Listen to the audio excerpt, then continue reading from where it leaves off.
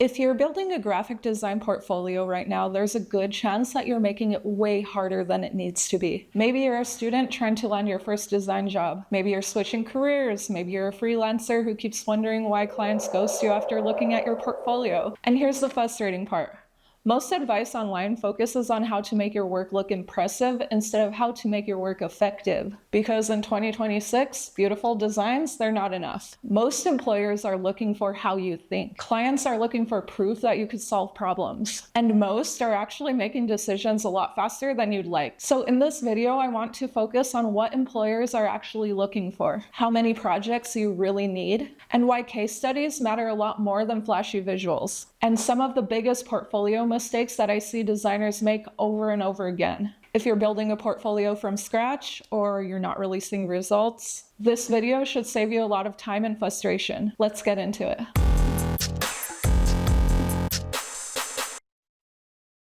I think one of the biggest misconceptions among designers is that employers are looking for the most talented designer in the room. Most of the time, they're not. They're looking for someone they can trust. Think about it from their perspective. When a company hires a designer, they're not buying artwork. They're investing in a person who could solve communication problems, work with deadlines, handle feedback, and, last but not least, contribute to the team. That's why employers aren't looking for just your final designs. They are looking for clues. Can this person organize information? Can they communicate clearly? Can they explain their decisions? Do they understand branding? Do they know how to design for a real-world audience? Can they finish projects? The funny thing is that your portfolio doesn't need to prove that you're perfect. It needs to prove that you're competent. I've seen so many portfolios where the work is super polished, but then it still leaves me wondering, is the designer competent? And on the flip side, I've seen student portfolios with way stronger work because the design explained their thinking. When someone is reviewing your portfolio, they're asking a silent question. Could I imagine myself working with this person? Everything you include should help answer that question. Now let's talk about the number of projects, because this is where a lot of creatives panic. I can't tell you how many students I've talked to that think that they need 20 or 30 projects before they even apply for jobs. And I am here to hold your hand and tell you, you really don't. In fact, a bloated portfolio could actually hurt you. Imagine walking into a restaurant and ordering your favorite dessert. Would you rather have 3 amazing slices of cake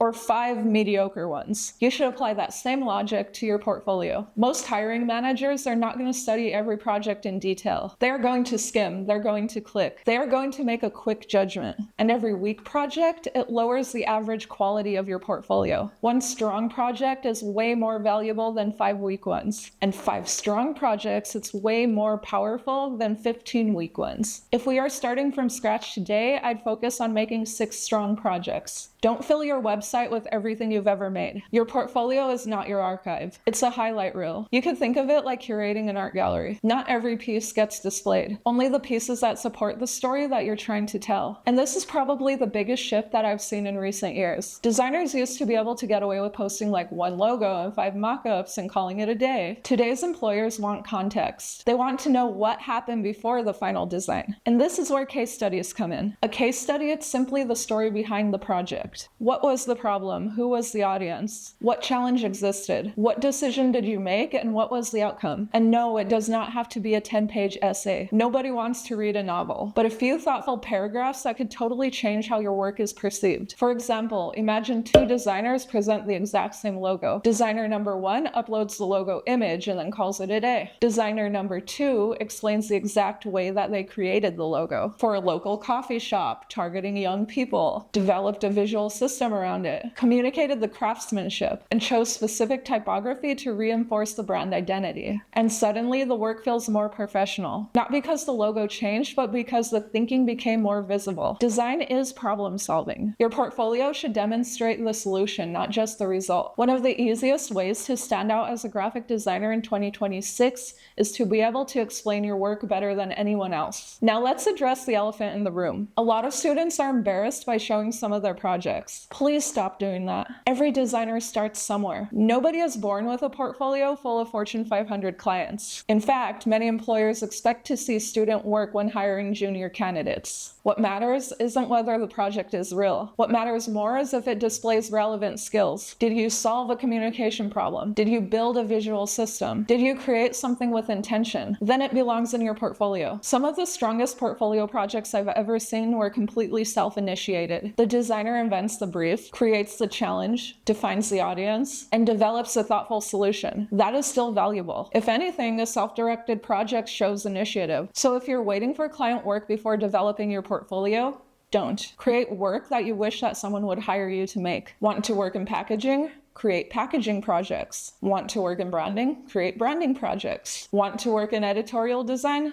Design magazines. The best portfolio strategy is to make work that you want to make more of. Now let's talk about common mistakes that undermine very talented designers. The first is showing everything. I know, it's tempting. You worked hard on those projects. You don't want them to go to waste. But remember, every project in your portfolio is competing for attention. If something isn't helping you get hired, it shouldn't be there. The second is making navigation confusing. Your portfolio, it should be incredibly easy to use. If someone has to hunt for your work, they'll leave. If they can't find your contact information, they'll leave. If the website feels like a puzzle, they'll leave. Good user experience, it applies to portfolios too. And the third mistake, forgetting to explain your project. We've already talked about case studies, but this one is worth repeating. A beautiful design with no context leaves more questions than answers. You really need to help people understand the way you think. And fourth mistake, inconsistent presentation. One project looks polished, the other one has blurry images. The third has screenshots taken directly from your laptop. Presentation matters. You don't need expensive mock-ups. You just need consistency. And finally, the biggest mistake of all, waiting until you're good enough. I see this constantly. Designers delay their portfolio because they think they need one more class, one more client, one more year of experience. The truth is that your portfolio will always be evolving. Mine has evolved. Every professional designer's portfolio, it evolves. Perfection is not the requirement. Progress is. The portfolio you create today is simply the foundation for the work you want to have tomorrow. Okay, so if you put all of this together, what does a strong portfolio look like in 2026? It's actually pretty simple. 4 to 6 of your strongest projects. Crystal clear case studies, easy navigation and thoughtful presentation, a focus on problem solving rather than decoration, and reflects the type of jobs that you want to have in the future. That's it. No secret hacks. No magic templates, no industry tricks. Designers who get the interviews aren't necessarily the most talented. They are often the ones who communicate their value the clearest. If there's anything you take away from this video, I hope it's this.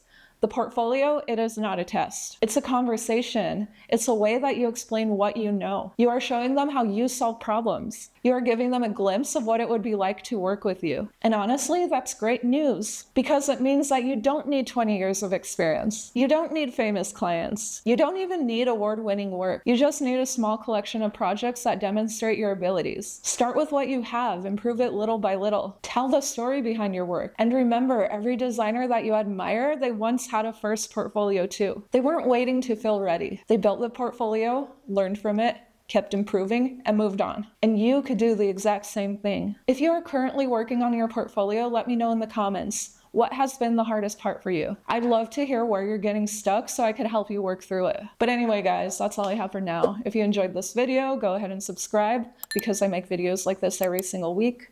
Give this video a like, and I will see you in the next one. Bye!